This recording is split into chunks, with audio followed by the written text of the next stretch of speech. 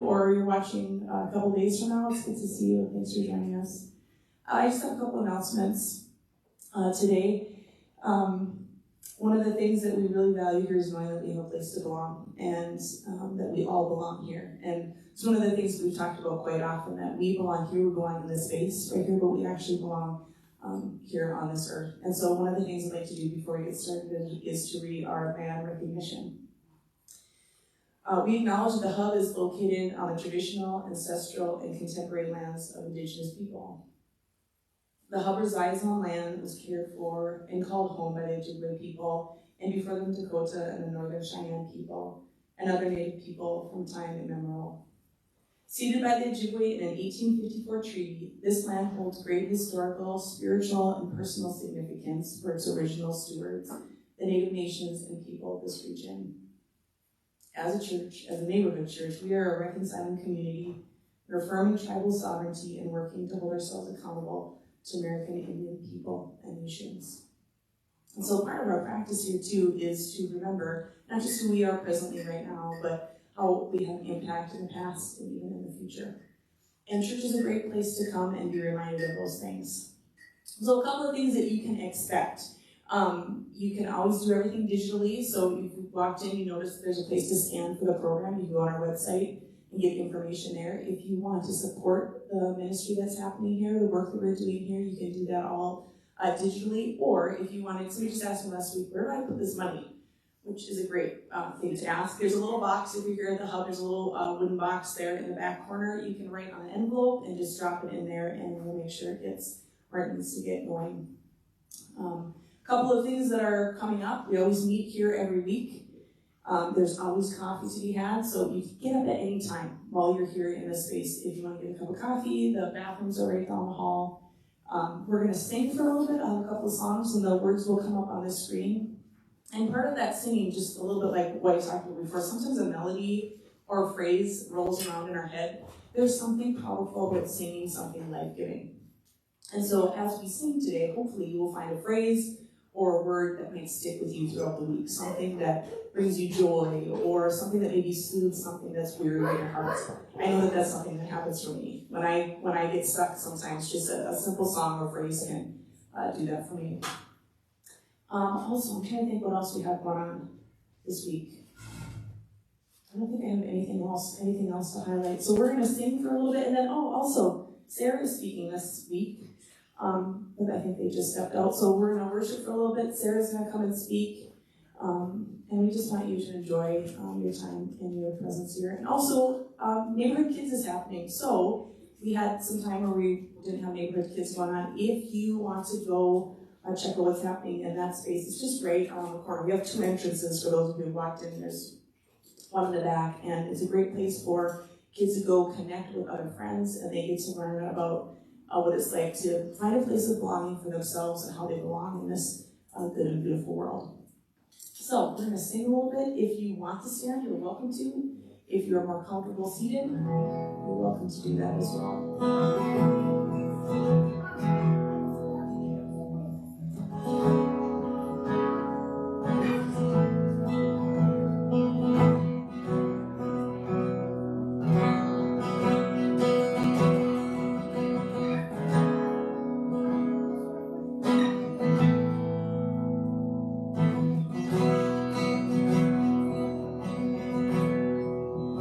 You give life, you are love, you bring light to the darkness, you give hope.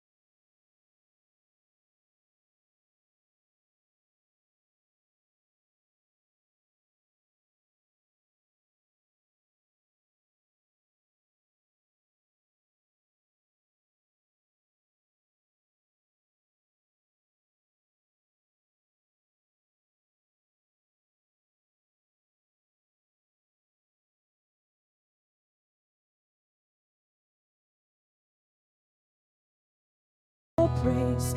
Our hearts will cry, these bones will sing. Great are you, Lord. All the earth will shout your praise.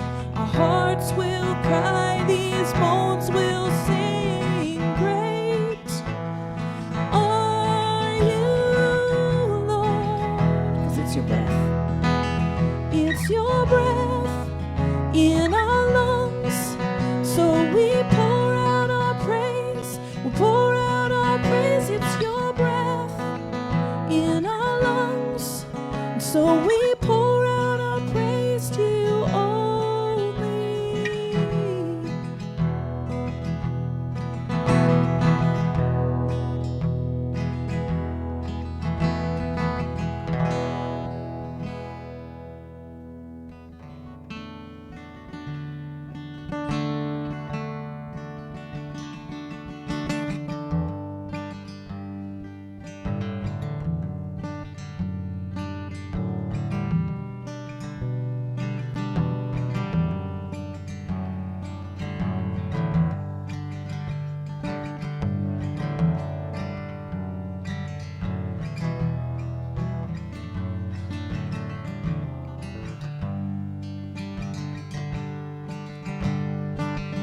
So Jesus, my passion in life is to know you. May all other goals bow down to this journey of loving you more.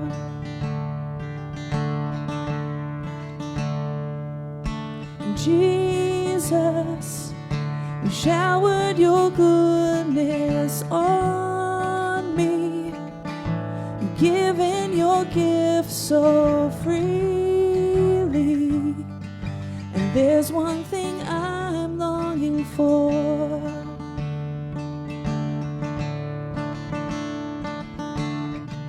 And above all else, and above all else, and above all else, give me yourself.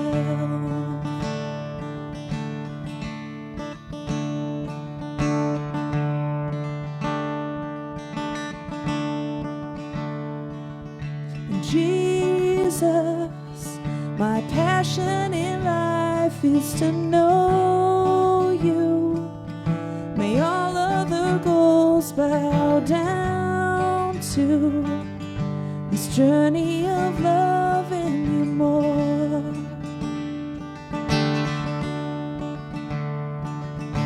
Jesus, you've showered your goodness on me and given these gifts so freely. And there's one thing I'm longing for.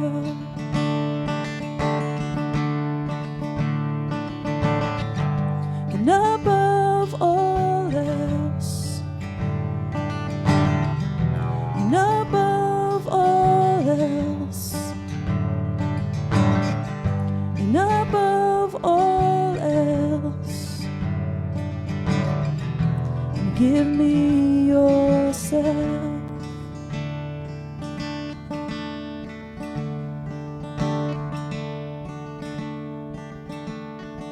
And even when I sing a song like this, oftentimes, depends on where you are in your spiritual journey. Sometimes I have trouble just singing about giving up everything to God. And I know maybe that sounds like bad pastors, and that part of the journey is giving up everything. But there's a transition, just even knowing the artist who wrote this song and the things that they've walked through in their life, that part of that is getting to know your own self. On our journey, getting to know God and knowing more about God's self, we see how much God is already in us. So even when I sing that, give me yourself, it's seeing where God's fingerprints are already in my life. Maybe the things that I've missed, that I've misjudged out myself, or even the way I misjudge the way I see other people. So we're going to sing that one more time. And if you've been kind of hung up on that, maybe you're not. Maybe I'm assuming something. But for me, I know I have to look at that not just as, I have to look at it as how can I see more of how God sees people in the world, how he sees me, how he loves me, and the grace that's already there.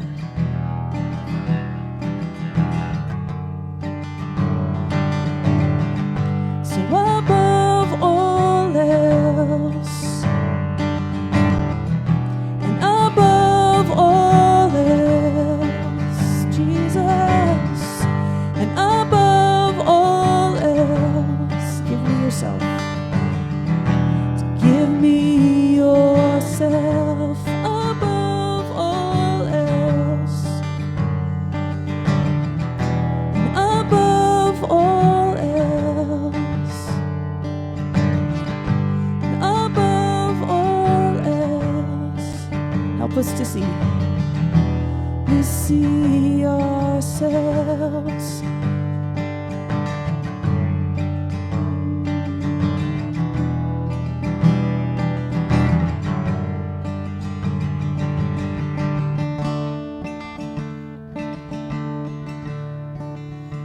God, so as we continue to sit here with one another and in each other's presence, would you help us to see ourselves, to see you, to see our belonging here?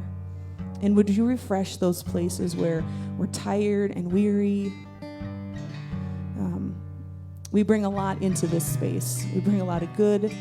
We bring a lot of the heavy, and oftentimes church can be that place of starting over the week. And so, God, I just invite your presence here to bring renewal and refreshing to us, and that we would find good in each other's presence, and that we would see the good that you're doing in the world, and we would be a part of that. Part of not just finding our own belonging, but helping others to belong, removing the things that get in the way, the lies and the fear that get in the way, that keep people from knowing how much they belong deeply here.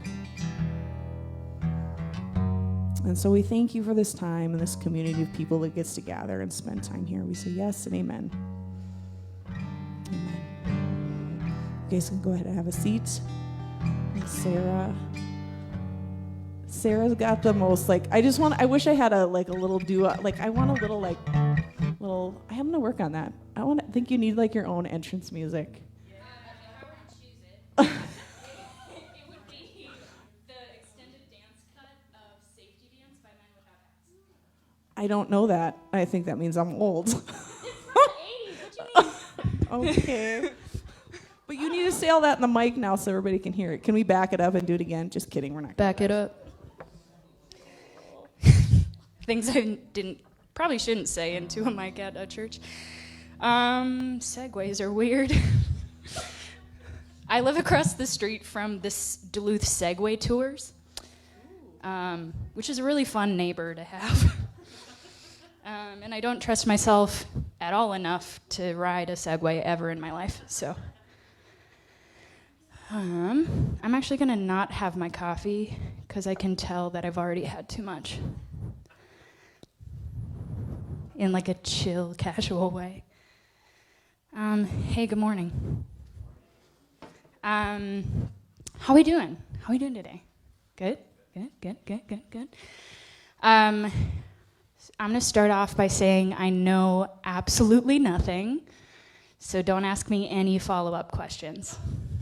So, mostly about this first part. I have been trying to get into astrology lately, and I don't know anything, but I have these apps that tell me things about the planets and the moon and how that's going to impact my emotional state as a person. And for a long time, I thought that was kind of BS. I was like, what do the stars know, But then I was like, what do I know? Who am I to rule it out? Who am I to say that that's not real? I don't know. Could be real, because everything is insane. The galaxy is insane. Existing is insane. So, of course, astrology is insane. Anyway, I have all these apps that give me a prompt for the day of how the planets are going to impact me that day based on how the planets were aligned when I was born. And the other day, it was like 11 a.m., and I got this prompt that said, "You are not capable of understanding all of the variables." And I got so mad. I was like, are you kidding me? It's 11 a.m. You know how much of my identity is like wrapped up in my ability to understand things? Like most of it. And I got more mad because it was right, and I had to like sit with that for the afternoon and like get present to my desire for control and the fact that none of us really know anything. We're just guessing our best, and like find peace in that. Infuriating. I was so mad. But I was also humbled a bit, offered a different perspective. And it reminded me of something that happened in a work meeting a couple weeks ago. For those of you who don't know, my job, I don't know a way to say this that doesn't, my job that's not this one is the coolest job in the world. This one's cool too, but that one's cool too. I work at Cedar and Stone Nordic Sauna in Duluth, and I just get to help people take care of themselves and invest in themselves and relax and be less stressed, which is, that sounds cheesy, but it's like the best thing in the world to just watch people be less stressed out. Like their lives are just changed, and I get to just be like, hey, here you go. It's the best. So we have cool meetings with cool people all the time, and a couple weeks ago we had this guy who's a publisher of a Finnish magazine come and talk to us about Finnish culture and what they were doing with the magazine. And he's talked a ton about Finnish culture, and we all sat there like just so invested in everything he had to say. It was so cool. But he was kind of talking about generations within cultures and how oftentimes cultures can start to die off because there's like this gatekeeping that happens of like, this is the way it needs to look, this is the way that it has to be expressed, this is what it needs to look like, and if you exist outside of that, it's not this culture, and how that can cause things to deteriorate. And he was just saying how there's this beauty in allowing things to evolve, allowing cultures to evolve, allowing people to evolve. And then he passingly was like, anything that's living is changing. And my jaw dropped. It was like 9 a.m., first meeting of the day, and he just said something that profound. I said out loud, I was like, I have to go. And that was not the vibe of the room, but that's how I responded. So I've been thinking a lot about that in the last few weeks, in tandem with the lovely update that I received from the folks at CoStar. And I've just been thinking a lot about change and control, and 'tis the season, right? Like right now the earth is demanding that we pay attention to the way that it's changing. The air is getting colder, the leaves are changing, someday sooner than most of us would probably like. There's going to be snow on the ground. And there's nothing we can do about that, right? Other than change our location, which is pretty exclusively accessible to folks with financial privilege. This is why you see a lot of wealthier families taking winter and spring vacations to get away from it, while the rest of us like wince when the groundhog comes out. You know, the one from Groundhog's Day? When he comes out and he's like, there's gonna be 6 more weeks of winter. And we all like, but that's my favorite tradition that exists in all of humanity. It's just that adult humans are like, you know what, we're gonna let the groundhog tell us what the weather's gonna do. It's great. It's the dumbest thing that has ever happened, and I love it with my whole heart, and I hope it never, ever stops.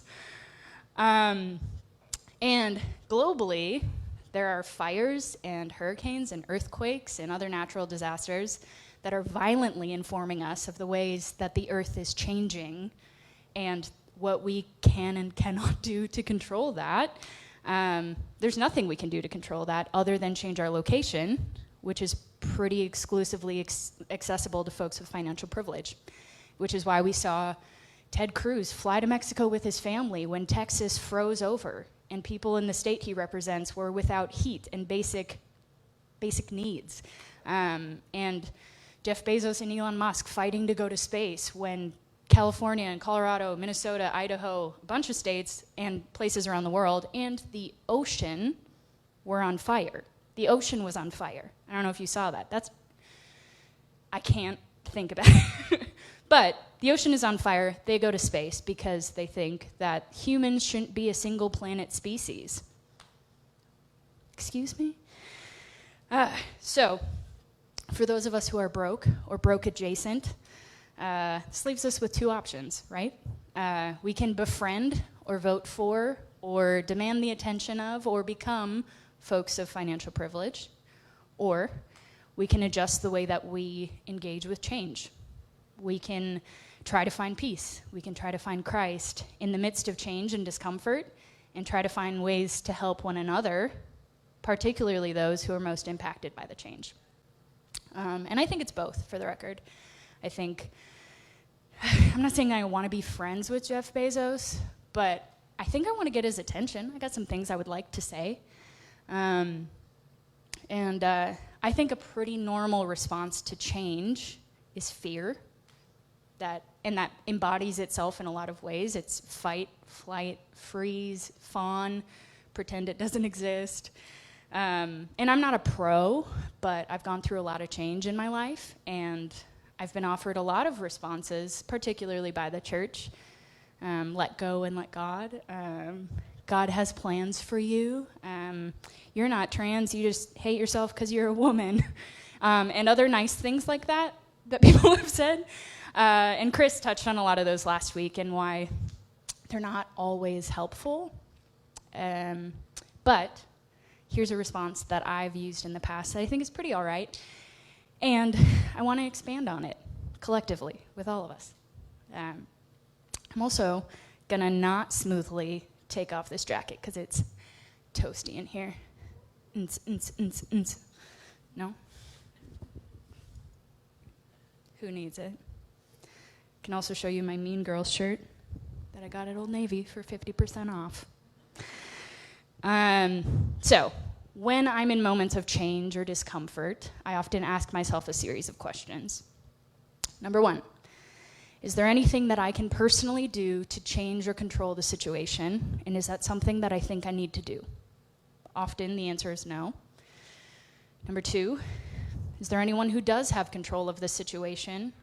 If so, is there a way for me to communicate with them about the situation? 3, what happens if I accept the situation? 4, who will be most impacted by this situation? 5, are there any stories that I'm telling myself about the situation that are causing suffering to myself or others? 6, what happens when I remove the story and I engage with the facts? And that's been helpful on a personal level as well as with issues like global climate change, healthcare access, trans rights, women's rights, issues of racism. It gets me out of a freeze response and like into an active and present response, which is good and helpful. However, I in reflecting on those two statements, I realized some ways that it could be expanded. These questions, while they're helpful, they're all centered around my desire for control. And I see myself breaking down my ego through those questions, which is good, and I should continue to do that. But to quote Ram Dass, how you do anything is how you do everything.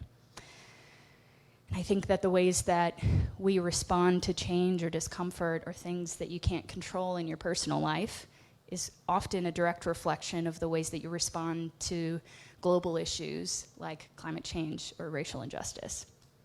And often, as white people, centering a desire for control in moments of change or discomfort might be rooted in internalized colonialism or whiteness or cis-normative, heteronormative, patriarchal constructs. And I think the heart issue is the same, because when we resist change, it's an issue of control. And the question is then, do you need to be in control? Do you need to be in control? And as someone who doesn't participate in a lot of things because I like to be in control, I'm not saying that to shame anybody. I like to be in control a lot. And I think that's the problem. And if I'm incapable of understanding all of the variables, which is true, I am incapable of that, then that means I'm not and probably should not be in control. And I think that's okay. Because it begs the question, what am I in control of? I think most often I'm in control of the way that I show up. I'm in control of the way that I respond to and treat other human beings. I'm in control of the way that I spend my time, energy, and resources. And I'm in control of the person that I am. And I think a lot of the global issues that I've referenced could be helped, if not solved, by each person choosing to control the way that they show up, the way that they treat other human beings, the way that they spend their time, energy, and resources, and the person that they are, instead of trying to control other human beings out of a fear of change or loss of comfort or power or money or privilege. And I think that applies to a lot of politicians and billionaires, but I also think it probably applies to a lot of people in this room, including myself, and on the internet. It definitely applies to a lot of people on the internet, not watching, but like people on the internet, broadly speaking. I think often the suffering that I experience in relational conflict is my desire to control the other person, their behavior, their words, their viewpoint.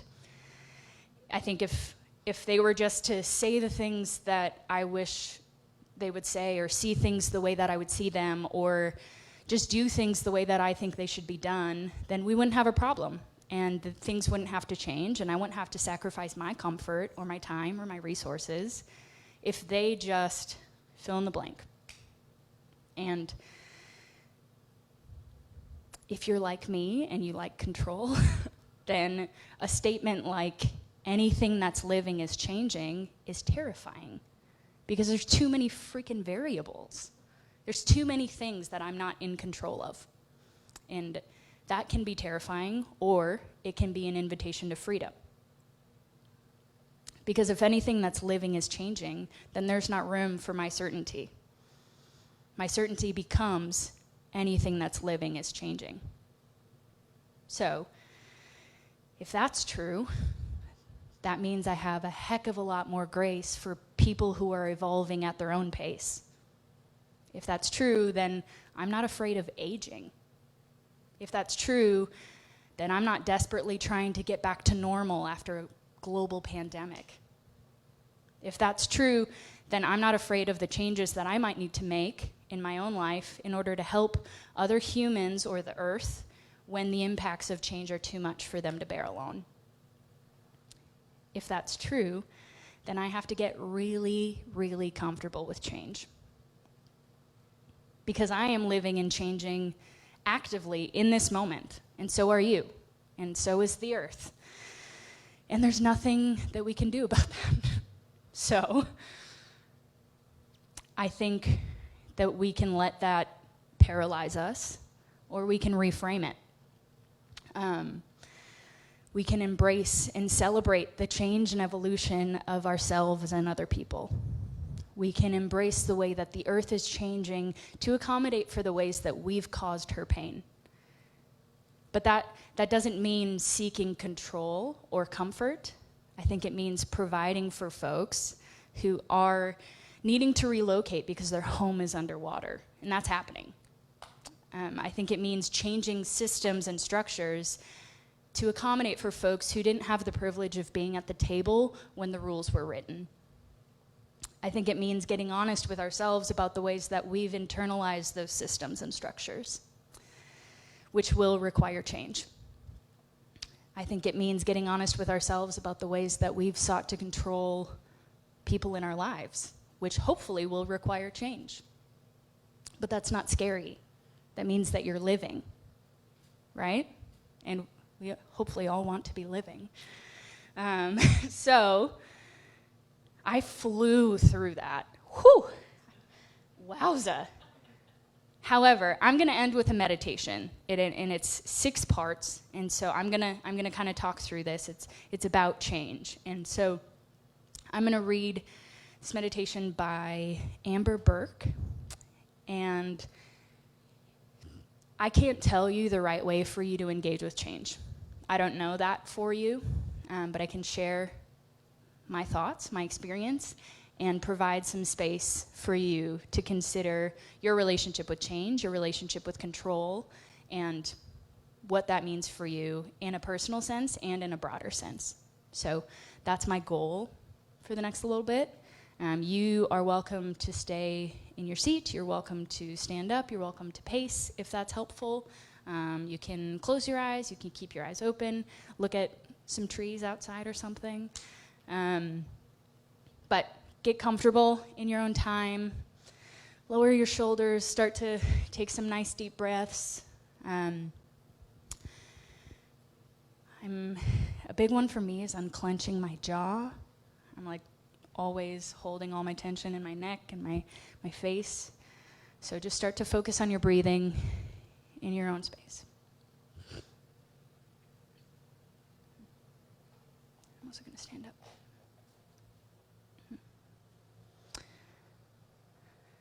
So we can kind of all collectively take a nice deep breath in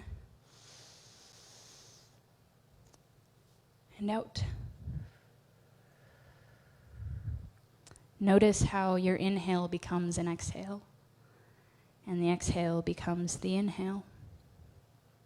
This is always happening, usually without your involvement. But now give yourself permission to surrender completely to this process. Let go of any resistance to the movement of your breath, and allow your inhale to become the exhale to become the inhale. One breath organically becoming the next. Myriad changes attend each cycle of breath. As you inhale and exhale, your shoulder blades widen far away from each other and then move toward each other. Your rib cage expands and contracts. The ring of your waist widens and draws in. Let all of these fluctuations occur. Don't try to stop them. Throughout your entire body, change is always occurring. Old cells die, and new cells are born. The food you've eaten becomes your sustenance and then your substance. Your very bones are being broken down and remade. Your wounds are healing themselves. Do nothing to hinder these processes, which are, after all, beyond your control. Let your body make its changes without any resistance from you. Notice how one thought becomes another thought, and sometimes quite a different thought, in no way related to the preceding one. Your thoughts are always changing. Let go of any resistance to their fluctuation. Don't hinder the stream of your consciousness, which now might even be transforming the image of one face into